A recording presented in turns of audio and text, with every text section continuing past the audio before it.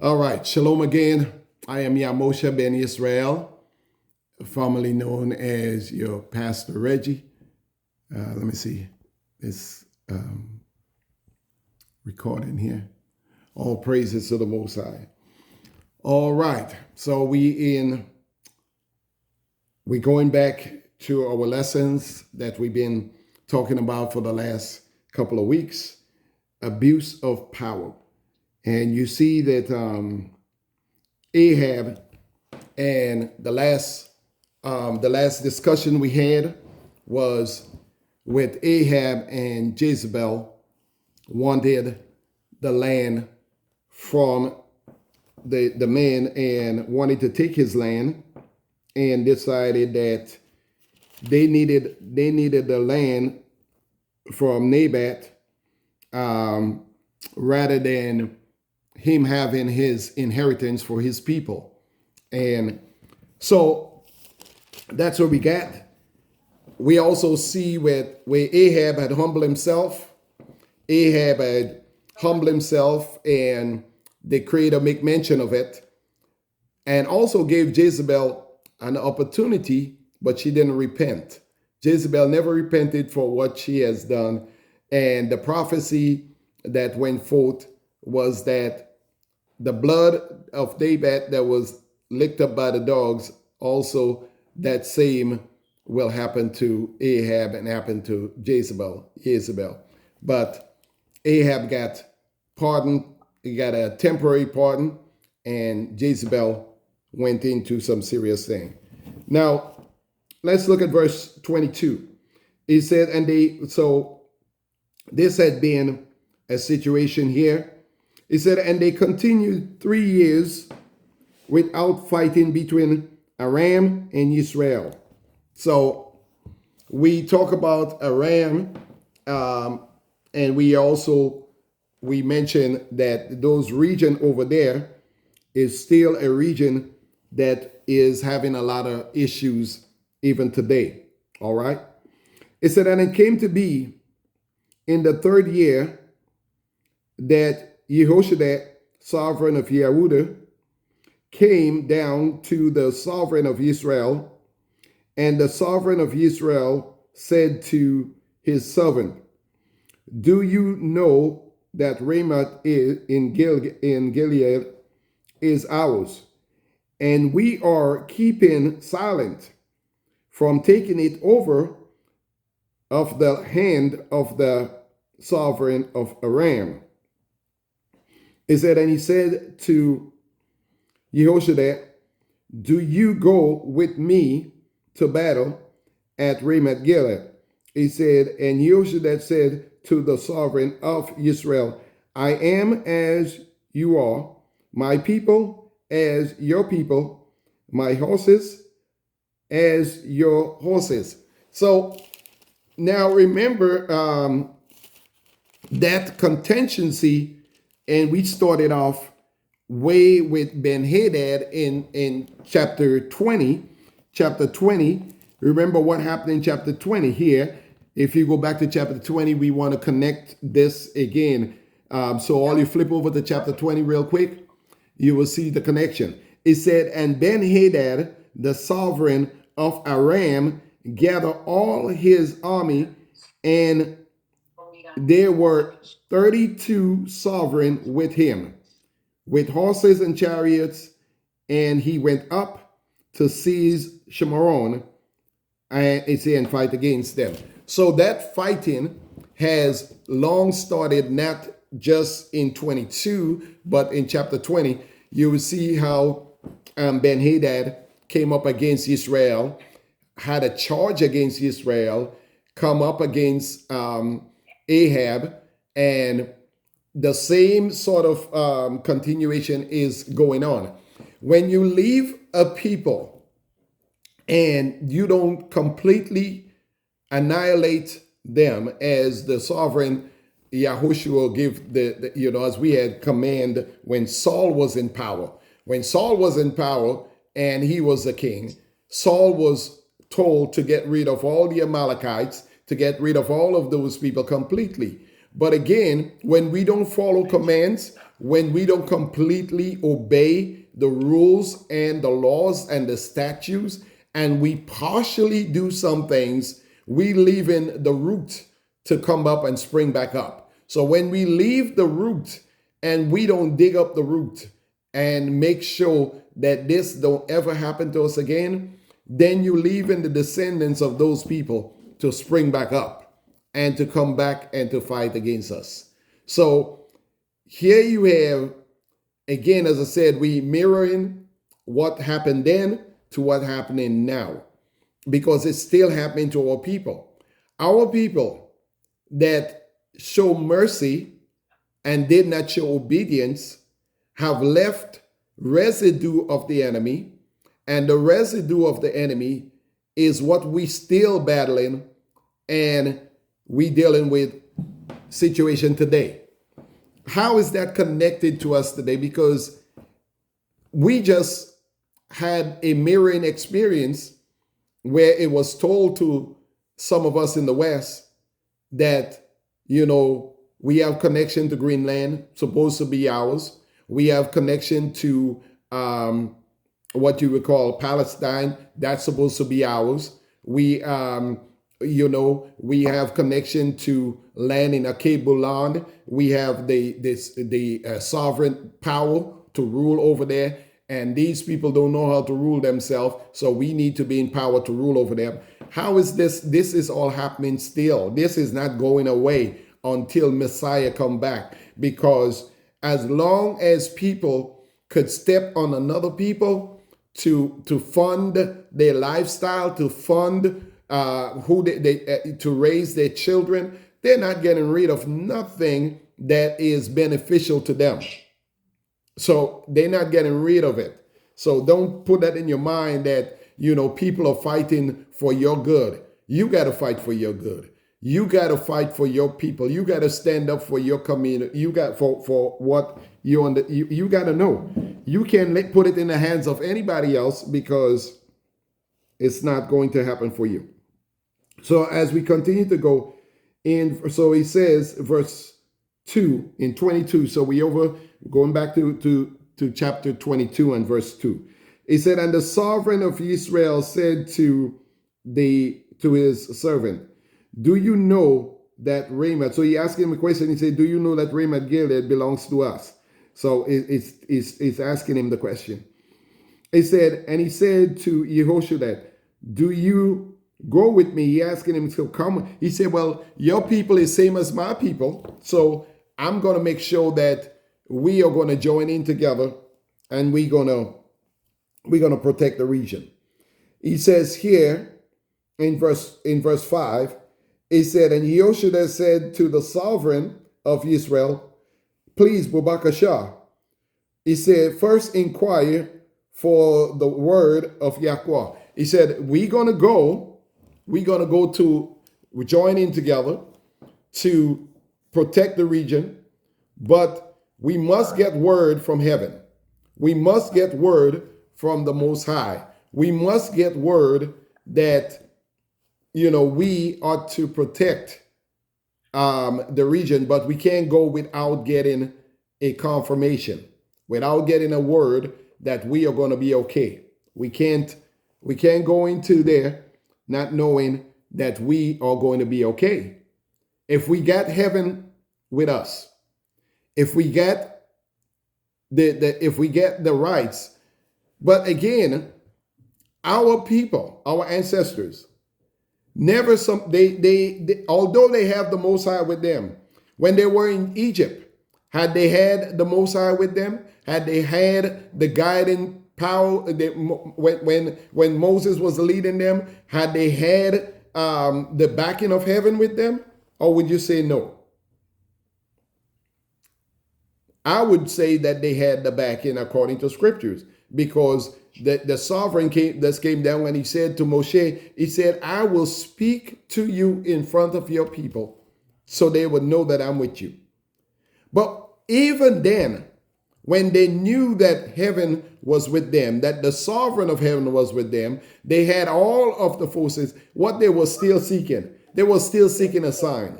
They were still seeking We gotta have some more security. We gotta have some more protection. They still asking more. They get spiritual guidance and spiritual. They still looking for something else.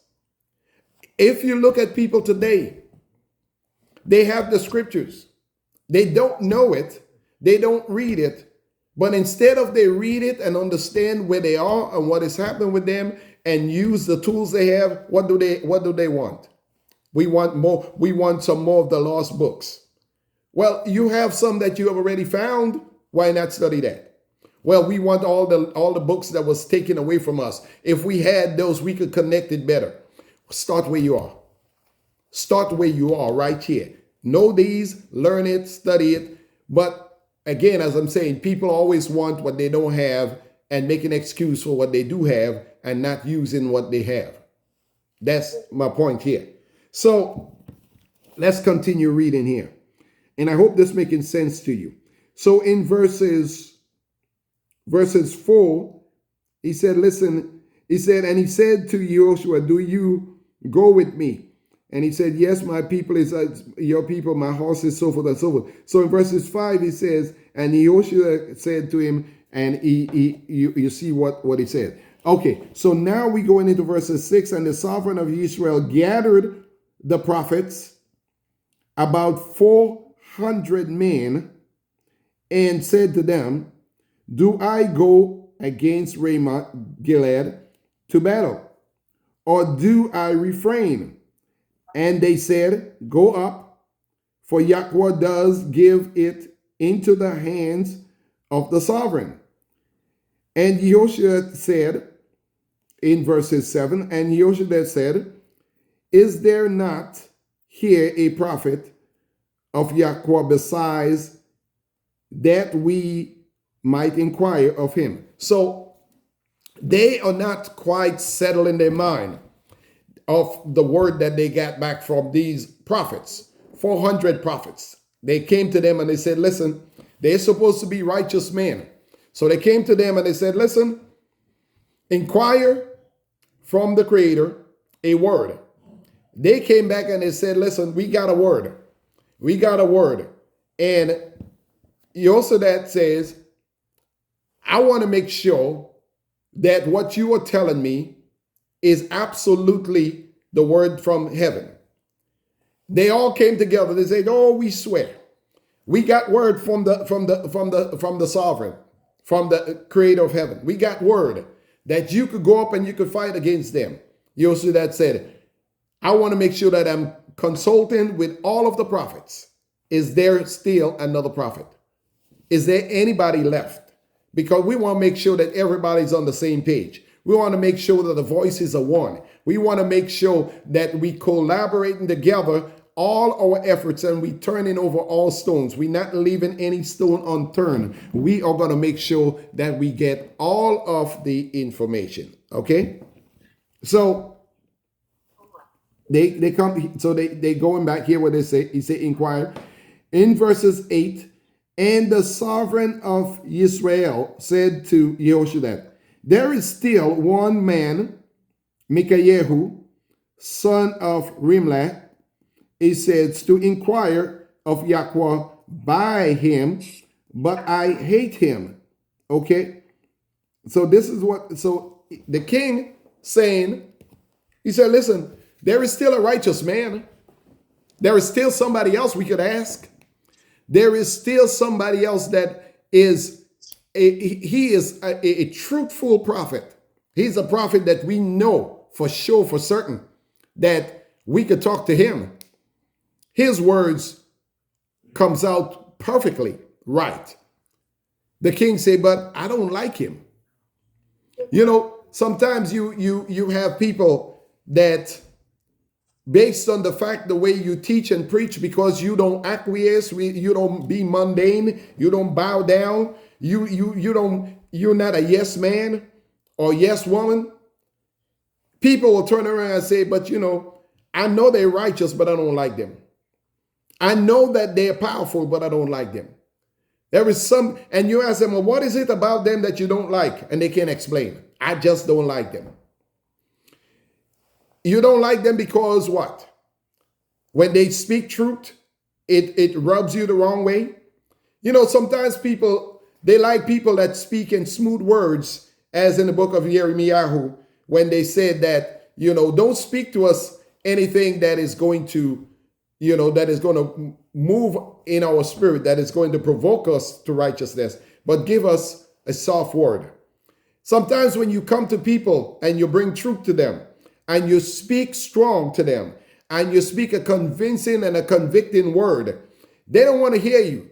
They'd rather go to some palm reader, some soothsayer, somebody that's going to tell them, oh, you're going to get $50,000 and you're going to get a new car and you're going to get a new home and you're going to do this and you're going to do that, and not hold them accountable according to the scriptures, not hold them accountable according to the way they live, because the scripture tells us by the fruit we shall know them. So based on a person's lifestyle, a person's way they living, you could tell how things are going to turn out. But people always want you to give them a word if they feel they like you. And what do they like about you? And they'll try to make you a righteous person based on the way they, you know, I've seen right now, you see people will pack into a church and then you will hear, you know, on the news or other places, you will hear, you know, schism and things about that person, but the people don't care. He's a good preacher. She's a good preacher. They don't care about the scandal. They don't care to check it out. They don't care whether, well, he's a man or she's a woman. They make mistakes and they don't hold them accountable. I hold nobody accountable. But the person that is holding them accountable, they say, I don't like that person, because that person is bringing you to where the scripture is holding you responsible. All right. Those of you that talking in the back there, kind of tune it down a little bit for me, so we could, because we live on you know, 43 cents from 518, and that's 475. Turn down the you know, keep, maybe you want to mute your mic a little bit. All right. So Yolanda, sister, sorry, I apologize. Yolanda, can you please turn your mic down? Put you know, just touch the mic, and so you can put it on mute. You still will hear. Just touch the mic. Yeah, there you go. Okay. So he says in verse 9. Hear what he says. He says, so the sovereign of Israel. Okay, now we didn't finish 8. Let's finish 8. And the sovereign of Israel said to Yehoshaphat, there is still one man, Mikayehu, son of Rimlah. He says, to inquire by Yahweh by him, but I hate him, because he does not prophesy good concerning me, but evil.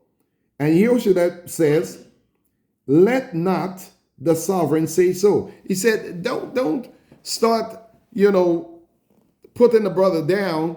Right now, we need his voice. We need his info. We need information from him. So let's wait and see what's happening. But don't judge him right now and say, you know, he's not going to speak on our behalf. So let's see what's happening. Verses 9. It said, and the sovereign of Israel called an official and said, bring Mikayehu, son of Rimlah, at once. And the sovereign of Israel and Yehoshaphat, sovereign of Yehudah, were sitting each on his throne, dressed in their robe, at the threshing floor, at the entrance of the gate of Shimeron, and all the prophets were prophesying before them.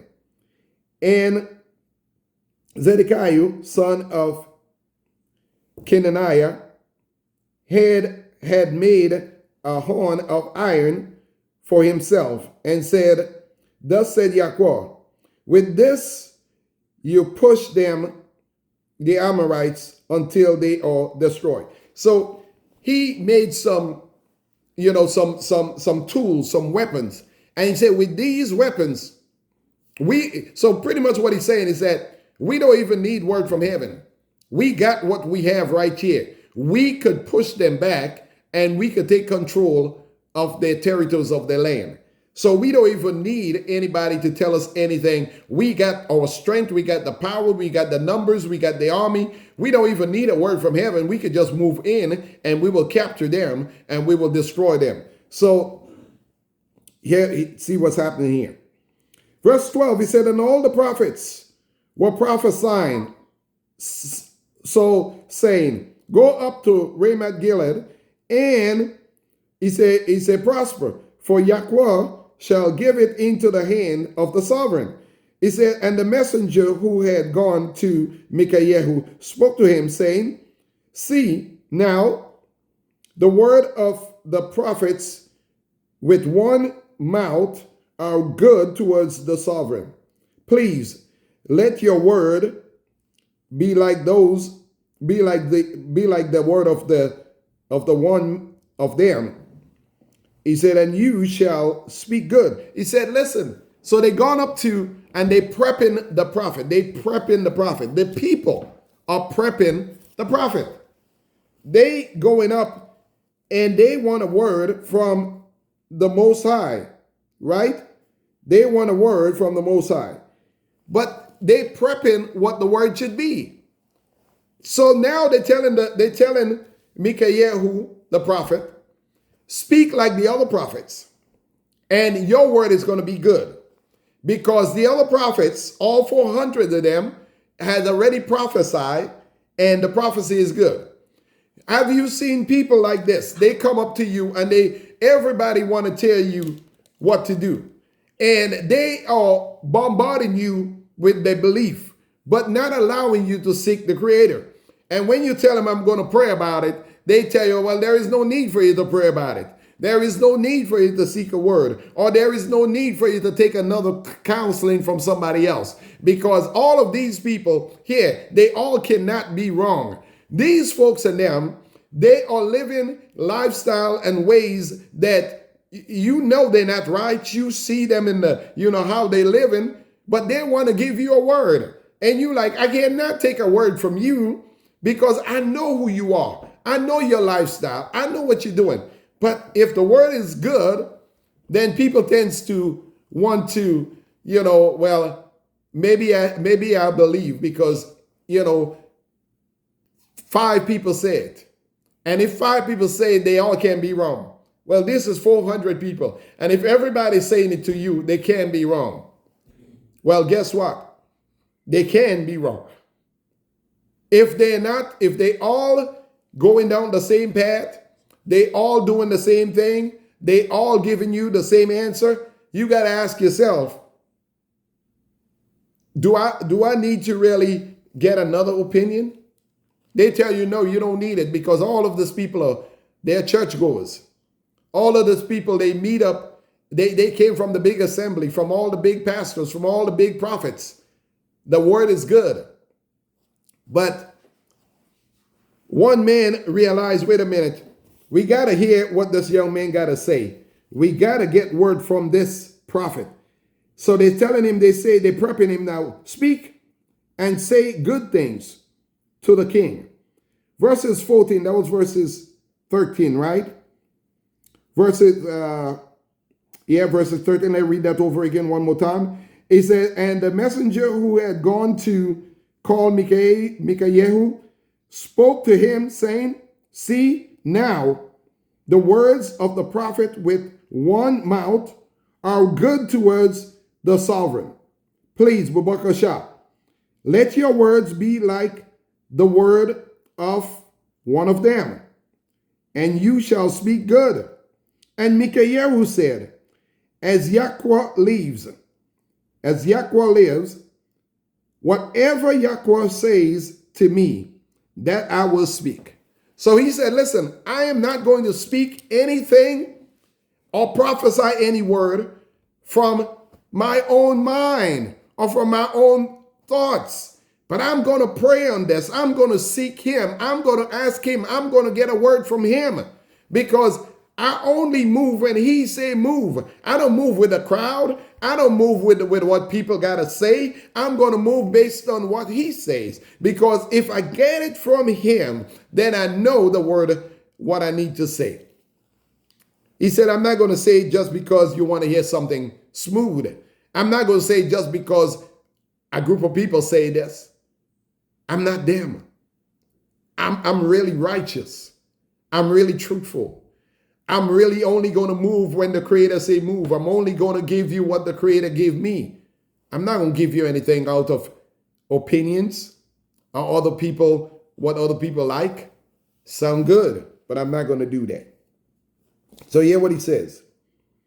Verses 16. Is that where you are? I think in verses 16 we are, right?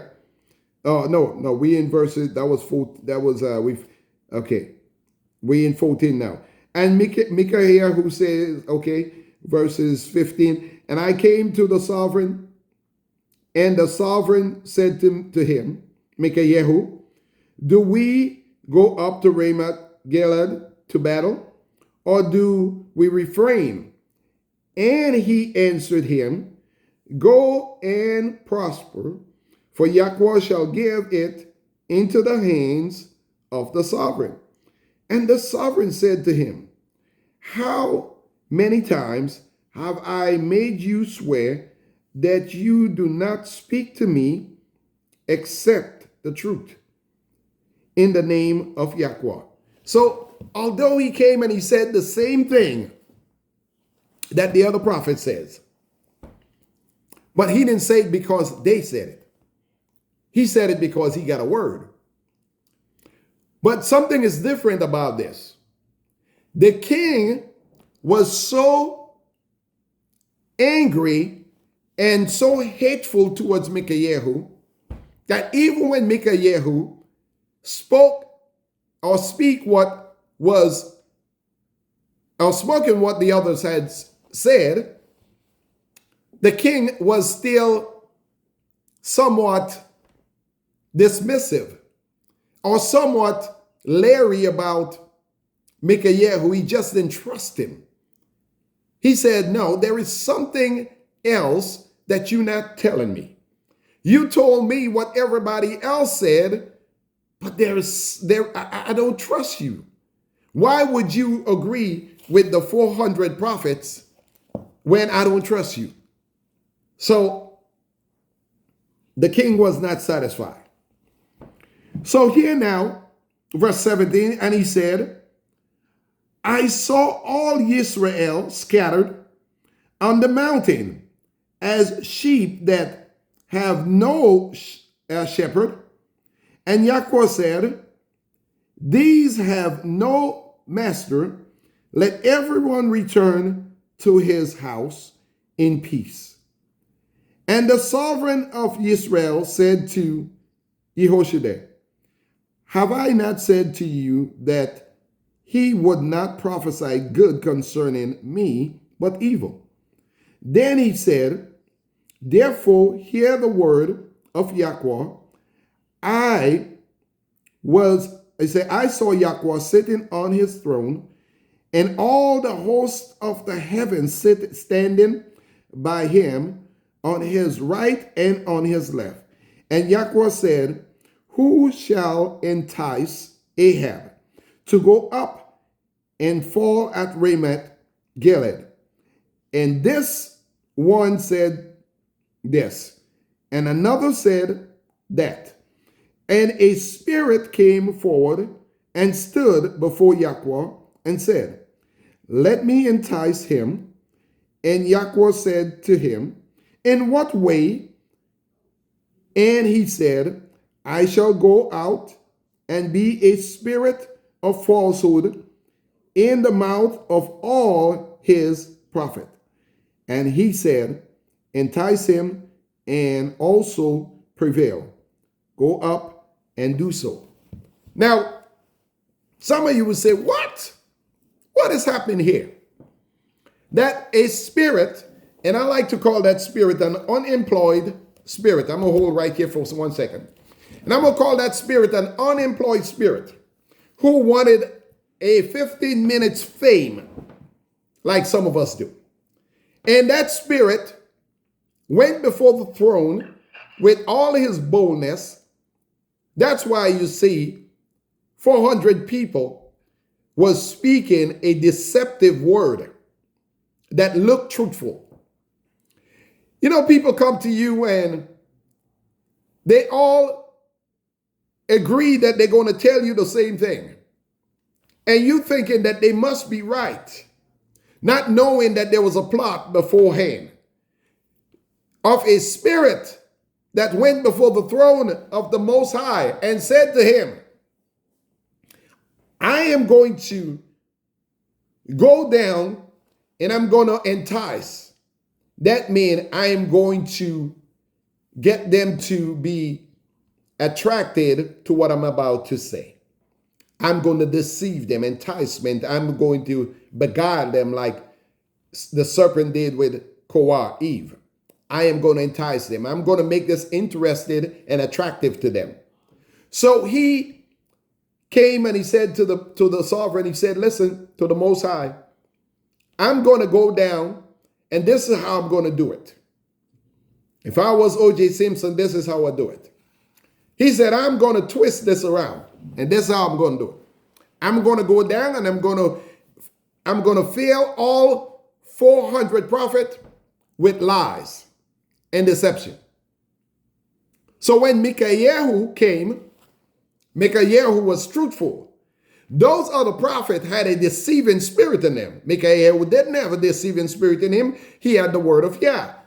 But the other prophets, all was filled with a lying spirit, an unemployed spirit that just got a job by saying, I'm going to do it. And I'm going to go and entice them. And they going to speak on the behalf of the king and entice him to go up to war. So Micaiah who said, yeah, I saw that too. But what I saw is he is going to fall at the sword. When he go up against Ramoth Gilead, he's going to lose because he is going to be the one that is going to be deceived and death is going to come upon him.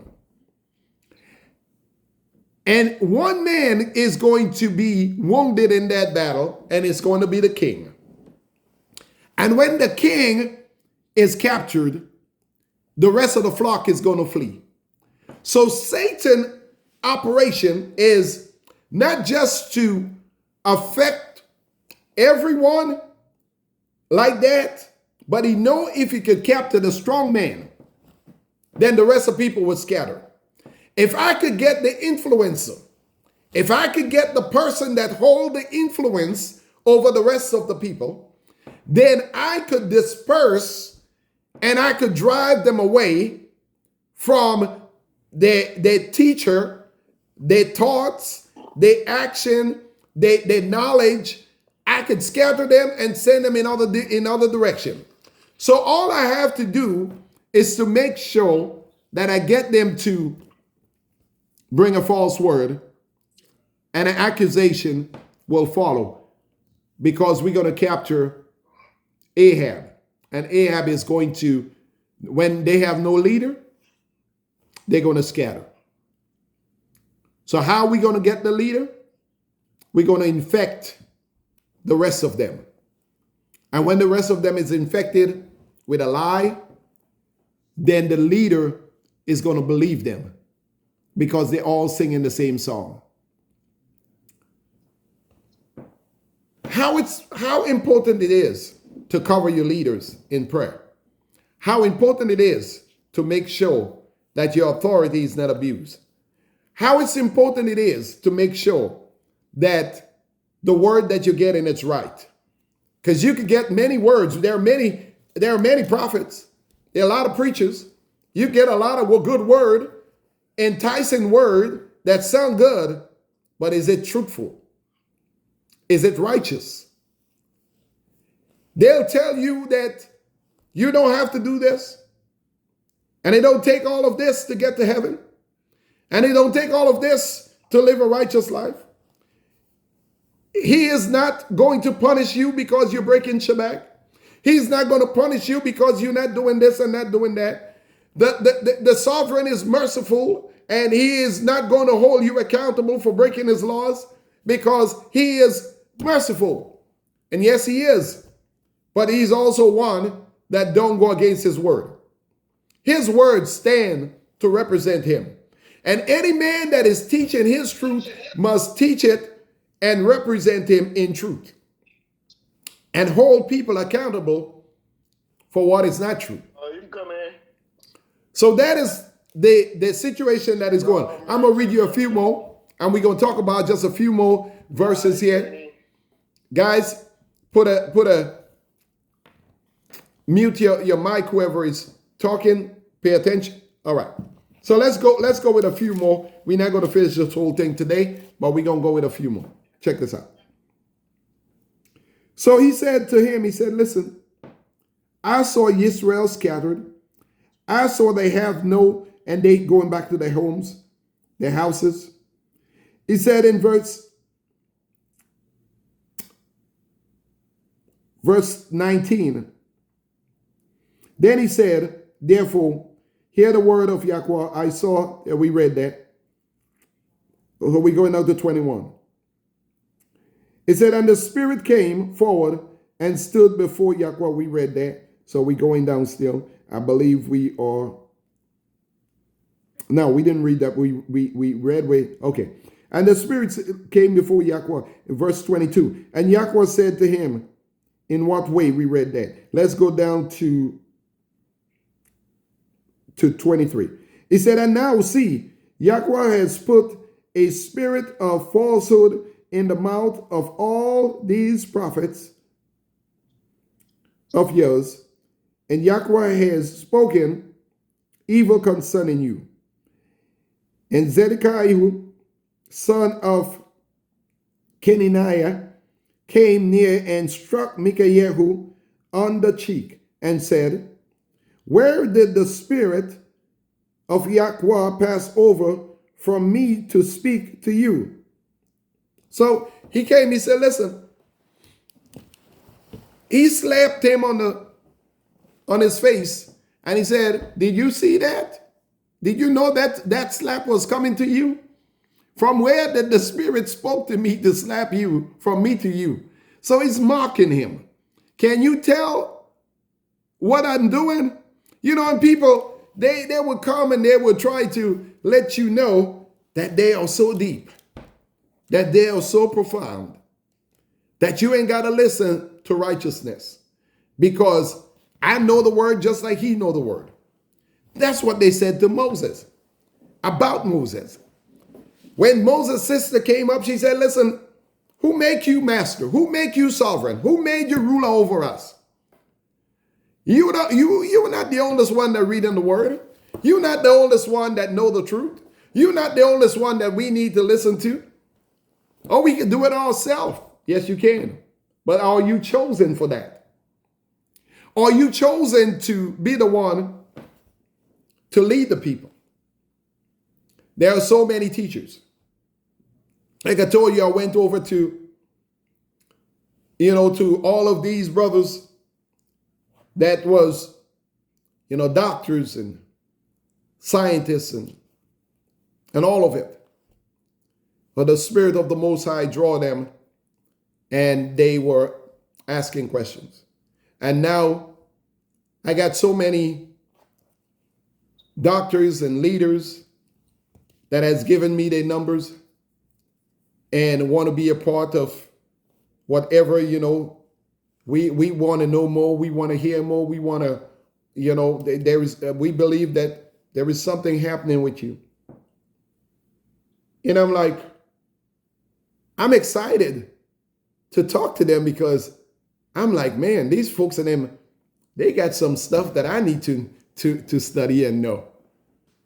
And I'm like, I feel so, just in awe that the Creator will put me in their presence. And then for them to turn around and tell me that I believe that there is something good happening in your life that we need to be a part of. I'm being like, Gideon. Who, me? What are you talking about? I'm supposed to be coming and listening for a word from you. I'm humble. I don't know if I got anything much to give you. But, sometimes we just got to know that greater is he that is in me than he that is in the world. Sometimes you just got to humble yourself and wait on the Most High, and he will raise you up. And he will use you to go before kings and go before nobles. But as Micaiah, who came with the word to Ahab, Ahab wasn't satisfied, but the word was true. I hope you get something out of this today. I hope we could continue that chapter, because it seems like I think I have preached this before, but never gotten to finish it. And I have to be determined to finish it, to bring it to you. So we may have to do part 2 of this particular scripture, because it is important. It is important that we know that we are living in the last days. It is important to know that the enemy is raising up his people. It is important to know that they look like your leaders, and they look like your prophets, and they look like people they have the truth. But is it a deception? Is it an enticement? Is it righteousness? He said that you should try the Spirit by the Spirit, and you would know them. You would know if they belongs to him, because he said by their love for one another, you would know if they are mine. The only way you could know that you are walking in the truth and your leaders are truthful is, are those leaders care about you and your soul and care about the mission? Do they care about the word of Yah, to make sure that they bring it before you and they humble themselves to you, to the Most High, and humble to bring what they bring into you? Or they coming because they have knowledge and they have wealth, they have status, or they be sent by the Creator to help you walk out your journey? I hope that I could be one of the people to help you maneuver and to get to the place where you're trying to go. One that is studying, one philosopher says, it says to study, to prepare, but not act on what you study. It's only the study in itself. You are a student of studying, but you are not professing what you study or walking it out. You are ever learning, but never coming to the knowledge of truth. When you are a teacher, you are not only teaching, but you are learning to teach. Because you are learning what you don't know, to know what you need to teach. And you could only get that from the Creator. I am teaching, but in my time of study is knowing that I need to learn to trust in Him. For what I don't know, He knows.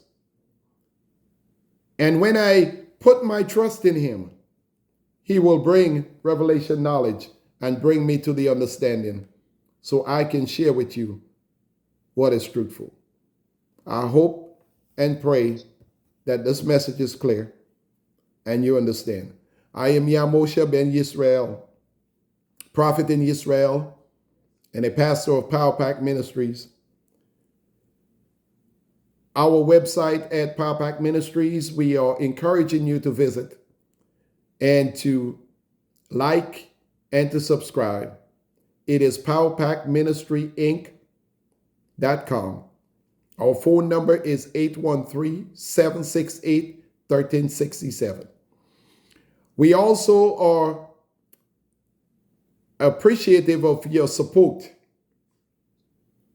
economically, and those of you that are contributors to this work.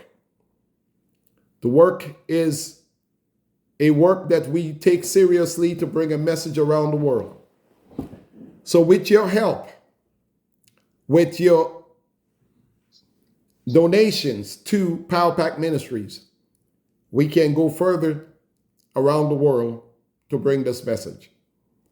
So again, I thank you for tuning in to today's broadcast on continuation of abuse of power. For those that has the power must use it righteously and rightfully.